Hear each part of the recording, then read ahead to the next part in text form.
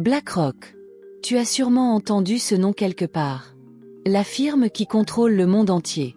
BlackRock contrôle les plus grandes banques d'Amérique, les plus grandes sociétés d'assurance du monde, les plus grandes chaînes d'information et pas seulement ça. BlackRock contrôle aussi les plus grandes sociétés informatiques du monde, 10% du marché boursier mondial, et son capital est estimé à 10 trillions de dollars, qui est l'équivalent de la moitié du PIB américain, c'est-à-dire qu'après les États-Unis et la Chine on retrouve BlackRock. Aujourd'hui je vais vous parler du cerveau qui est derrière la création de cette firme et comment il en est arrivé là. Si je vous dis Elon Musk, Jeff Bezos ou bien Bill Gates, vous allez directement savoir qui c'est. Mais si je vous dis Larry Fink, la majorité ignore qui il est. Larry est né le 2 novembre 1952 en Californie d'une famille juive.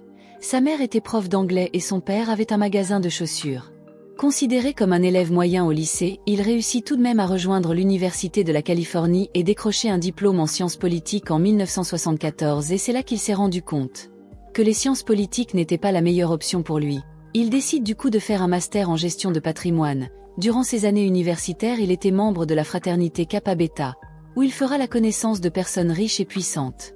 Une fois l'université finie, il va essayer d'intégrer la prestigieuse banque d'investissement Goldman, où beaucoup de ses potes de la fraternité travaillaient. Mais il se fera recaler. Grâce à quelques connaissances, il réussira à décrocher un poste chez The First Boston comme gestionnaire de fonds. En seulement 2 ans, il réussira à faire un retour sur investissement de plus d'1 milliard de dollars et se créera une réputation à Wall Street. Mais comme tout n'est pas toujours tout rose tout beau en 1986, il fera perdre à sa banque 100 millions de dollars et perdra par la suite toute sa crédibilité, et personne ne voudra plus lui accorder de fonds à gérer, ce qui le poussera à préparer sa sortie.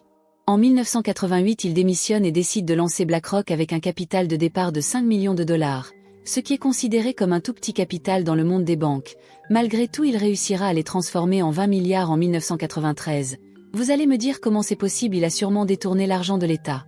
Eh ben non, Larry était un visionnaire, il savait que le futur était dans l'informatique. Il recrute alors 2 cracks de l'informatique pour créer un programme dénommé Aladdin. De nos jours, Aladdin c'est l'équivalent de 5000 ordinateurs ultra puissants, qui grâce à l'intelligence artificielle calculent les risques de chaque investissement que la banque envisage de faire. Ce système effectue en moyenne 250 000 transactions par jour.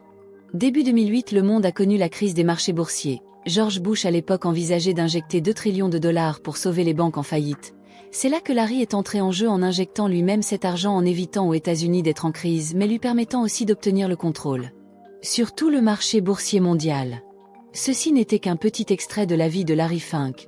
Je vous prépare une vidéo complètement dédiée à BlackRock pour les jours à venir. D'ici là, portez-vous bien et n'oubliez pas de vous abonner.